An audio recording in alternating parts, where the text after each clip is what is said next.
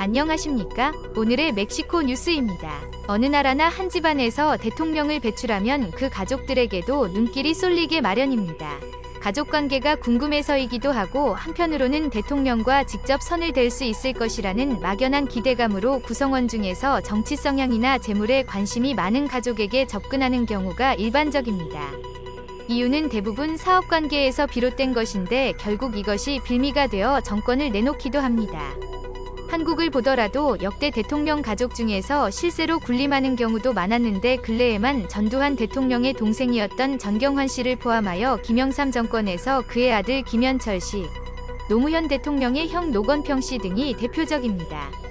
모두 구속되면서 대통령의 이미지에 큰 상처를 주기도 했습니다. 멕시코도 최근 들어 이와 비슷한 사례가 나와 관심을 끌고 있습니다.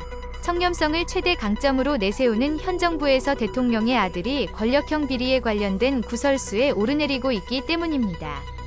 며칠 전 언론에서 보도된 바로는 아밀카 올란이라는 인물이 퀸타나루주 집권 모레나당 소속 지방정부에서 3억 페소의 물품 공급 계약을 받았다는 문서와 전화대화 녹취가 공개되었습니다.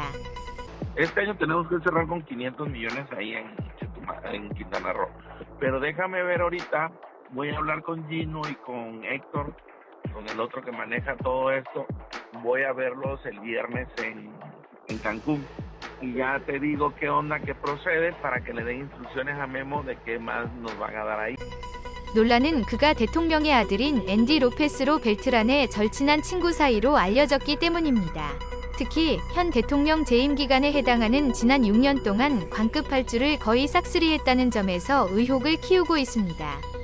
또한 지방정부가 소유하고 있는 대지중 공시지가가 평방미터당 1200페소지만 이를 6페소의 매매 계약을 체결한 것으로 드러나 명백한 특혜를 베풀었다는 것입니다. 이 회사는 현 대통령 임기 시작과 동시인 6년 전에 설립되었는데 설립 후 2021년에 7,300만 페소, 2022년에는 3억 4천만 페소, 2023년에는 모레나주 정부 한 곳에서만 5억 페소의 매출을 올릴 정도로 유독 정부 물품 공급에서 대부분의 회사 매출이 나오고 있는 것입니다.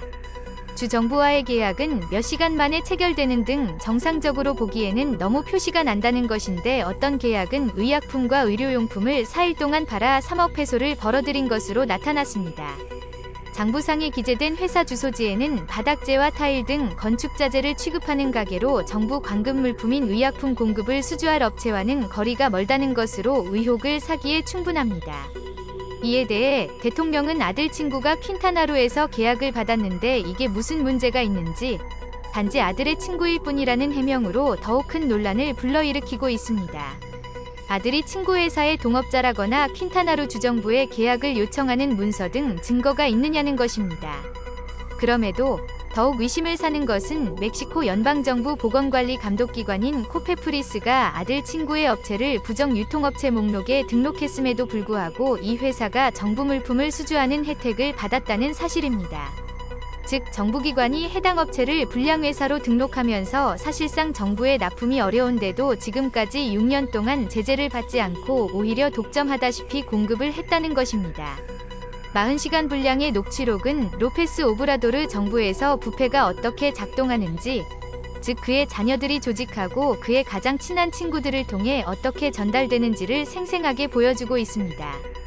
그럼에도 불구하고 내 아들은 부패하지 않았다는 대통령의 해명은 전혀 설득력이 없는데 정치권은 의외로 조용합니다. 여기에 등장하는 대통령 아들은 사별한 첫째 부인에서 낳은 3형제 중 첫째와 둘째로 뚜렷한 직업이 없으면서도 백만장자처럼 살고 있다고 비판받고 있습니다.